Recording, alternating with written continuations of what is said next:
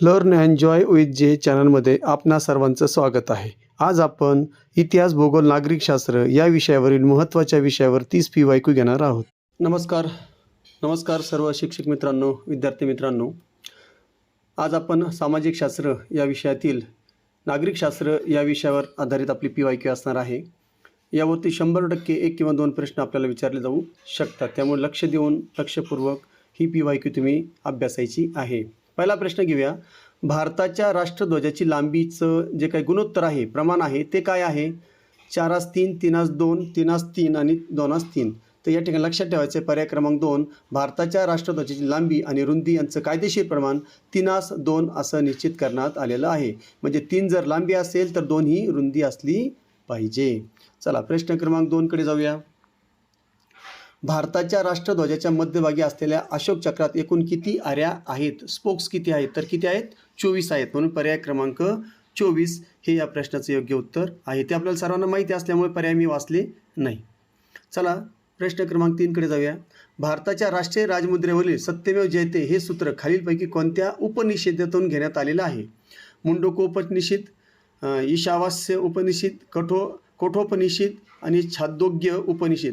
तर सर्वात वरचं जे आहे मुंडकोपनिषद हे यामधून आपल्याला हे वाक्य घेण्यात आलेलं आहे. सत्यमेव जयते म्हणजे सत्याचाच विजय होतो. हे प्रसिद्ध वाक्य मुंडक उपनिषदकातून घेण्यात आलेलं आहे. चला पुढचा प्रश्न बघूया. चौथा प्रश्न. भारताचे राष्ट्रगीत जनगण मन हे सर्वप्रथम कधी आणि कोठे गाण्यात आले होते? तर लक्षात ठेवायचं या ठिकाणी 27 डिसेंबर 1911 कोलकाता या ठिकाणी, म्हणजे आताचं कोलकाता, पूर्वीचं कलकत्ता, भारतीय राष्ट्रीय काँग्रेसच्या कलकत्ता अधिवेशनात 27 डिसेंबर 1911 रोजी हे गीत पहिल्यांदा जाहीरपणे गायलं गेलं होतं. म्हणून पर्याय क्रमांक डी 27 डिसेंबर 1911 कलकत्ता हे या प्रश्नाचं योग्य उत्तर आहे. पुढचा प्रश्न घेऊया आपण. राष्ट्रगीत जनगण मन अधिकृतपणे पूर्ण गाण्यासाठी अंदाजे किती वेळ लागतो? तर या ठिकाणी आपल्याला सर्वांना आपण जाणतो, आपण रोज म्हणतो, म्हणून 52 सेकंद हे या प्रश्नाचं योग्य उत्तर आहे. बाकी पुढचं जे काय आहे कोणतंही उत्तर लागू नाही. 60 सेकंद, 50 सेकंद, 45 सेकंद जर हे कमी जास्त होत असेल तर व्हायला नको. आपलं राष्ट्रगीत हे कोणत्याही परिस्थितीत 52 सेकंदातच व्हायला हवं. या ठिकाणी अधिकृत उत्तर आहे, त्याचं वेळ आहे 52 सेकंद. 6वा प्रश्न बघूया. भारताचे राष्ट्रीय गीत वंदे मातरम हे बंकिमचंद्र चटर्जी यांच्या कोणत्या कादंबरीतून घेतले आहे? आता देवी, चौधराईन, कपालकुंडला, विषवृक्ष आणि आनंदमठ चारही ज्या कादंबऱ्या आहेत या बंकिमचंद्र चटर्जीच्याच आहेत. तर आनंदमठ सगळ्यात शेवटचा पर्याय जो आहे, आनंदमठ 1882 मध्ये प्रकाशित झालेल्या आनंदमठ या राजकीय कादंबरीतून वंदे मातरम हे गीत घेण्यात आलेलं आहे. 7वा प्रश्न बघूया आपण. प्रश्न क्रमांक 7. भारताची राष्ट्रीय राजमुद्रा सारनाथ येथील अशोक स्तंभावरून घेण्यात आली. मूळ स्तंभावर एकूण किती सिंह आहेत? तर या ठिकाणी आपल्याला आपल्या राजमुद्रेवर किंवा नोटावर आपण चिन्ह बघतो तर ते आपल्याला 3 दिसतात, पण त्याच्या पलीकडे सुद्धा एक आहे. म्हणजे असे एकूण किती आहेत? तर 4 आहे. म्हणून योग्य पर्याय आहे 4.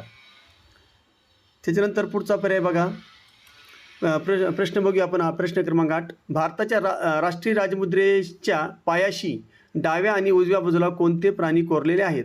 तसे तर त्या ठिकाणी 4 प्राणी आहेत, पण या ठिकाणी आपल्याला 2-2 दिलेले आहेत. तर यामधलं आपल्याला वाघ आणि हरिण, सिंह आणि हत्ती, गाय आणि उंट आणि सगळ्यात शेवटचा घोडा आणि बैल. तर या ठिकाणी लक्षात ठेवायचं आहे. तर राजमुद्रेच्या खालच्या भागात मध्यभागी चक्र असून त्याच्या उजव्या बाजूस बैल म्हणजे ऋषभ आणि डाव्या बाजूस धावणारा घोडा आहे. म्हणून पर्याय क्रमांक डी घोडा आणि बैल हे या प्रश्नाचं योग्य उत्तर आहे. त्यानंतर 9वा प्रश्न बघूया आपण. भारताचे राष्ट्रीय कॅलेंडर पंचांग शके संवत वर आधारित त्याची सुरुवात कोणत्या ग्रॅगोरियन वर्षात झालेली होती? तर पर्याय आहेत इसवी 58, इसवी 606, इसवी 320 आणि इसवी 78. योग्य पर्याय आहे इसवी 78. कुशाण राजा कनिष्क याने इसवी 78 मध्ये शक संवताची सुरुवात केली, ज्याला भारताचं राष्ट्रीय पंचांग मानलं जातं. आजही ते सुरू आहे. म्हणून पर्याय क्रमांक डी 78 इसवी 78 हे या प्रश्नाचे योग्य उत्तर आहे. 10वा प्रश्न बघूया आपण. राष्ट्रीय पंचांगानुसार वर्षाचा पहिला महिना कोणता असतो? तर आपल्याला माहिती मराठी महिना जो आहे तेच आपलं मराठी कॅलेंडर त्याला आपण म्हणतो. तर ते चैत्र महिन्यापासून सुरू होतं. म्हणून राष्ट्रीय शके पंचांगाची सुरुवात चैत्र महिन्यापासून होते, जो सामान्यतः 22 मार्च रोजी सुरू होतो. म्हणजे आपल्या इंग्रजी कॅलेंडरमधलं 22 मार्च त्या दिवशी 1 चैत्र म्हणजे पहिला जो चैत्र महिन्याची सुरुवात होते त्याला 1 चैत्र आपण म्हणतो. म्हणून पर्याय क्रमांक डी चैत्र. 11वा प्रश्न बघा. भारताचा राष्ट्रीय प्राणी वाघ म्हणजे टायगर होण्यापूर्वी भारताचा राष्ट्रीय प्राणी कोणता होता? तर या ठिकाणी एकशेंगी गेंडा, चित्ता, सिंह आणि हत्ती. तर योग्य उत्तर आहे पर्याय क्रमांक सी सिंह. 1973 मध्ये प्रोजेक्ट टायगर सुरू होण्यापूर्वी भारताचा राष्ट्रीय प्राणी सिंहच होता. म्हणून पर्याय क्रमांक सी. त्यानंतर आपण प्रश्न क्रमांक 12 बघूया. भारताचा राष्ट्रीय प्राणी असलेल्या वाघाचे वैज्ञानिक नाव काय आहे? आता आपल्याला जो काही राष्ट्रीय प्राणी त्याचं आपल्याला सायंटिफिक नाव आपल्याला या ठिकाणी बघायचं आहे.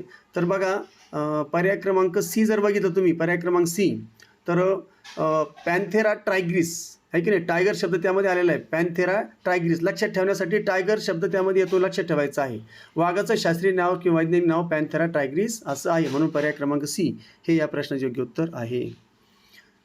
13वा प्रश्न बघा. भारताचा राष्ट्रीय पक्षी मोर. आता याचं पण आपल्याला वैज्ञानिक नाव विचारलेलं आहे. तर या ठिकाणी लक्षात ठेवायचं पर्याय क्रमांक 2.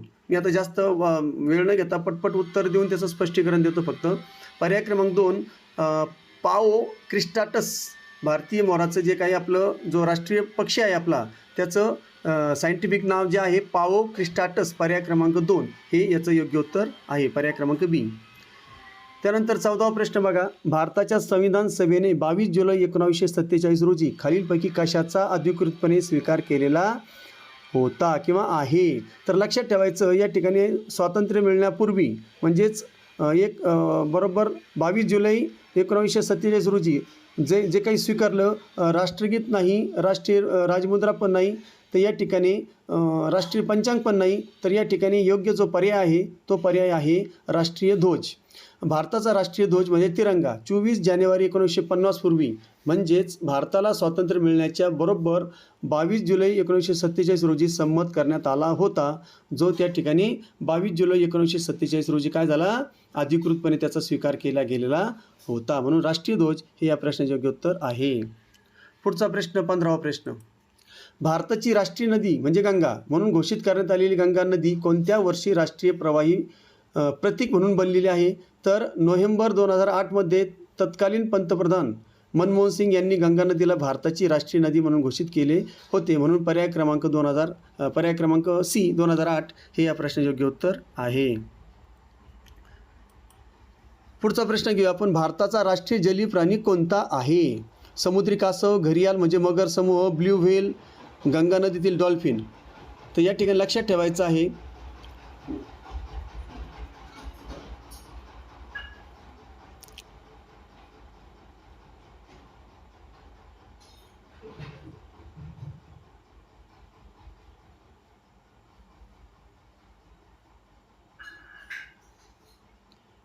या प्रश्नाचं उत्तर बघूया आपण. समुद्री कासव, घरियाल, ब्ल्यू व्हेल आणि गंगा नदीतील डॉल्फिन. तर या ठिकाणी गंगा नदीत आढळणारा अंध डॉल्फिन हा भारताचा राष्ट्रीय जलीय प्राणी म्हणून स्वीकारला गेला, ज्याची घोषणा 2009 मध्ये करण्यात आलेली होती. म्हणून लक्षात ठेवायचं पर्याय क्रमांक टी गंगा नदीतील डॉल्फिन हा आपला राष्ट्रीय जलीय प्राणी आहे, ज्याचे स्वीकार 2009 मध्ये की घोषणा 2009 मध्ये करण्यात आलेली होती.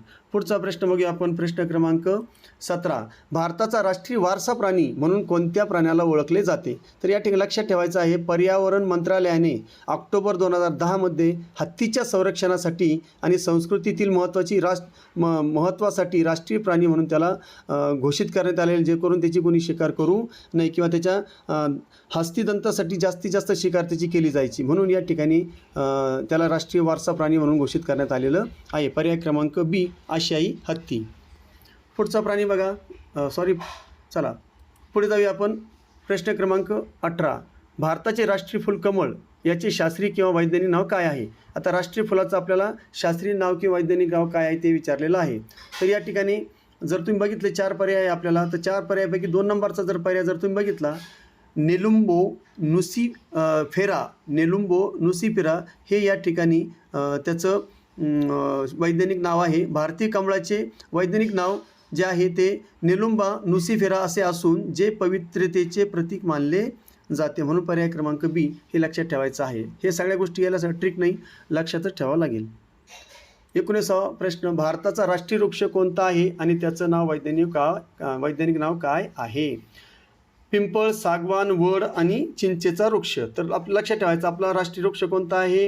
वड. आता मग त्याच्या वडापुढे त्याचं नाव पण दिलेलं आहे, तर ते आहे बनियन ट्री, ज्याला आपण बनियन ट्री म्हणतो, आणि त्याचं वैज्ञानिक नाव आहे फायकस बेंगालेन्सिस, हे त्याचं वैज्ञानिक नाव आहे. पर्याय क्रमांक सी या प्रश्नाचं योग्य उत्तर आहे.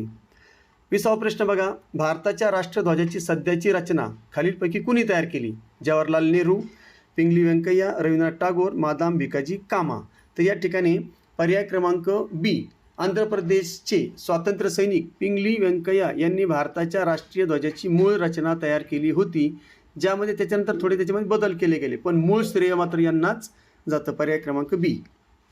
21वा प्रश्न बघा, खालीलपैकी कोणते विधान भारताच्या राष्ट्रीय राजमुद्रेबाबत चुकीचं आहे?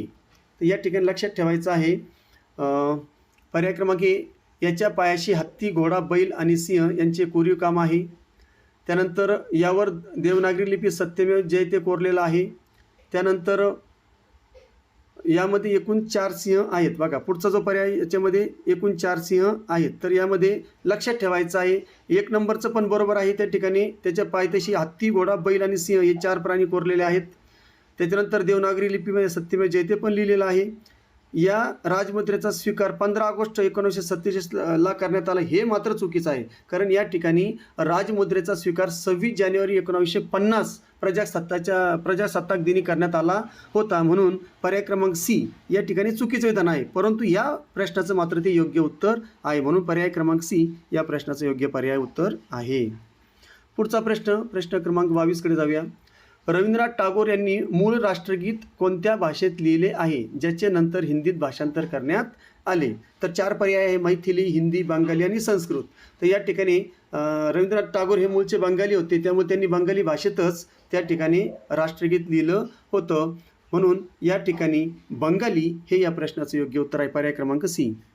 23वा प्रश्न बघा, भारताच्या राष्ट्रध्वजात सर्वात वर असलेला गडद कशा आहे? म्हणजे केशरी जो रंग आहे ते रंग म्हणजे सॅफ्रॉन रंग कशाचं प्रतीक मानलं जातं? शौर्य, त्याग, धाडस, शांतता, सत्य, समृद्धी आणि विश्वास, सांस्कृतिक वारसा. 4 पर्याय आहेत. ते 4 पैकी सगळ्यात वरचं पर्याय क्रमांक ए, शौर्य, त्याग आणि धाडस. राष्ट्रध्वजातील केशरी रंग देशाचं शौर्य, त्याग, निस्वार्थीपणा आणि असीम ताकदीचं प्रतीक मानलं जातं, म्हणून पर्याय क्रमांक ए योग्य उत्तर. 24वा प्रश्न बघा, भारताचे राष्ट्रीय चलन रुपया याचे नवीन चिन्ह म्हणजे बघा चिन्ह दिलेलं आहे, रवर अर्ध त्याला आडवी रेष दिलेली आहे, हे डिझाईन कुणी तयार केलं असा प्रश्न आहे. तर ते जे तयार करणारे होते ते IITचे एक विद्यार्थी होते. पर्याय क्रमांक जर तुम्ही बघितलं, विमल जालान, डी उदयकुमार, अमर्त्य सेन आणि रघुनाथ राजन. आता रघुनाथ राजन हे गव्हर्नर होऊन गेले, त्यामुळे ते नाही. तर या ठिकाणी डी उदयकुमार जे आहेत ते या प्रश्नाचे योग्य उत्तर आहे. पर्याय क्रमांक बी. कारण का, तर IIT गुवाहाटीचे प्राध्यापक डी उदयकुमार यांनी 2010 मध्ये भारतीय रुपयाचं नवीन नाम र हे डिझाईन तयार केलं, जे देवनागरी र हे वर्ण आणि रोमन आर यांचा मिलाप आहे, म्हणून पर्याय क्रमांक बी डी उदयकुमार. 25वा प्रश्न बघा, भारताचा राष्ट्रीय सरपटणारा प्राणी म्हणून कोणत्या प्राण्याला मान्यता देण्यात आलेली आहेत? घोरपड, मगर, नागराज, भारतीय अजगर. तर या ठिकाणी लक्षात ठेवायचं, नागराज जे आहे पर्याय क्रमांक सी, किंग कोब्रा हा जगातील सर्वात लांब विषारी साप असून तो भारताचा राष्ट्रीय सरपटणारा प्राणी मानला जातो. त्याचे एक वैशिष्ट्य काय, तो जगातला सगळ्यात लांब विषारी साप म्हणून ओळखला जातो. चला पुढे जाऊया आपण. 26वा प्रश्न, संविधान सभेने कोणत्या दिवशी जनगण मनला भारताचे अधिकृत राष्ट्रगीत आणि वंदे मातरमला राष्ट्रीय गीत म्हणून मान्यता दिली? 26 नोव्हेंबर 1949,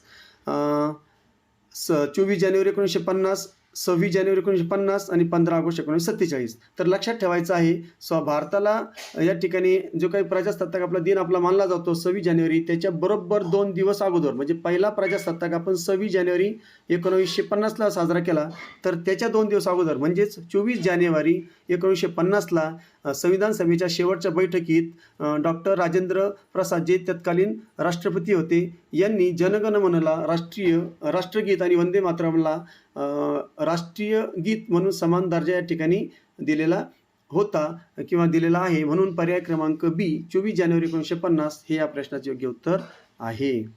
पुढचा प्रश्न 27वा प्रश्न बघा. भारताच्या राष्ट्रध्वजातील अशोक चक्राचा रंग कोणता आहे? तर अशोक चक्र 24 आहेत, आपल्याला सगळे जाणता. गडद हिरवा म्हणजे नेव्ही ब्ल्यू त्याचा रंग आहे, गडद निळा. पर्याय क्रमांक सी नेव्ही ब्ल्यू हे या प्रश्नाचे योग्य उत्तर आहे. त्यानंतर 28वा प्रश्न बघा. भारत सरकारने राष्ट्रीय पंचांग कोणत्या वर्षापासून अधिकृतपणे लागू केले? तर लक्षात ठेवायचं 1957 पासून, म्हणजे आपले जे पर्याय 62, 57, 50, 47 आहे की नाही. म्हणजे 1962 नाही, 1957 नाही, 1950 नाही, 1947 नाही. तर या ठिकाणी बरोबर भारताला स्वातंत्र्य मिळाल्याच्या 10 वर्षानंतर म्हणजेच काय 1957 22 मार्च 1957 रोजी मेघनाद 6 समितीच्या शिफारसीनुसार राष्ट्रीय पंचांग स्वीकारण्यात आलं. बरोबर भारताला स्वातंत्र्य मिळाल्याच्या म्हणजे वर्षाचं फक्त आपण 10 वर्ष पण टाकली आहे, कारण 15 ऑगस्ट नाही 22 मार्च आहे ती तारीख. म्हणून या ठिकाणी मी एक मोगम लक्षात ठेवण्यासाठी स्वातंत्र्य मिळाल्याच्या 10 वर्षानंतर हे लक्षात ठेवायचं आहे. चला पुढचा प्रश्न बघूया. 29वा प्रश्न. भारताचे राष्ट्रीय फळ कोणतं आहे? आता राष्ट्रीय फळ कोणतं आहे? आंबा आपल्याला माहिती आहे, आणि त्याचं मूळ स्थान कुठं आहे? भारत. म्हणून या ठिकाणी पर्याय क्रमांक बी आंबा भारत हे या प्रश्नाचे योग्य उत्तर आहे. 30वा प्रश्न बघा. भारतीय राष्ट्रध्वज संहितेनुसार राष्ट्रध्वज बनविण्यासाठी केवळ कोणत्या कापडाचा वापर करणे कायदेशीरदृष्ट्या बंधनकारक आहे? 2021च्या दुरुस्तीपूर्वी आहे की नाही, दुरुस्ती झाली त्याच्यामध्ये, पण त्या दुरुस्तीपूर्वी काय होता? केवळ सिल्क, नायलॉन, हातकांती किंवा हातकातावर म्हणजे हातमागावर तयार केलेलं खादी कापड आणि केवळ पॉलिस्टर. तर या ठिकाणी तुम्ही बघू शकता पर्याय क्रमांक सी मूळ फ्लॅग कोडनुसार, म्हणजे त्याच्यामध्ये ध्वजाची पण संहिता आहे, त्याचा नियम आहे. मूळ फ्लॅग कोडनुसार भारताचा राष्ट्रध्वज केवळ हाताने कातलेल्या आणि विणलेल्या कापडाच्या किंवा लोकरीच्या किंवा रेशमी खादीच्या कापडाचाच बनलेला असावा असा नियम होता. केव्हा? 2021 पूर्वी. त्याच्यामध्ये थोडी दुरुस्ती झालेली आहे, हे मात्र लक्षात ठेवायचं. पण या ठिकाणी या प्रश्नाचं योग्य उत्तर आहे पर्याय क्रमांक सी. अशा प्रकारे आजची आपली PYQ जी आहे नागरिक शास्त्रावर होती ती संपलेली आहे. आशा करतो तुम्हाला सर्वांना हे प्रश्न समजले असतील, स्पष्टीकरण समजलं असेल. जर स्पष्टीकरण समजलं असेल, आवडलं असेल तर नक्की व्हिडिओला लाईक करा, कमेंट्स करा, शेअर करा आणि चॅनलला अजूनही सबस्क्राईब केलं असेल तर सबस्क्राईब करा, जेणेकरून मागचे पुढचे आताचे सर्व व्हिडिओ तुम्हाला बघायला मिळतील, जेणेकरून तुमच्या ज्ञानामध्ये आणखी त्यामध्ये भरच पडणार आहे, तुमचा सराव आणखी जास्तीत जास्त होणार आहे. म्हणून या ठिकाणी पुढील व्हिडिओ भेटण्यासाठी पुन्हा या ठिकाणी थांबतो, रजा घेतो आणि पुन्हा भेटूया आपण लवकरच. तोपर्यंत जय हिंद, जय महाराष्ट्र.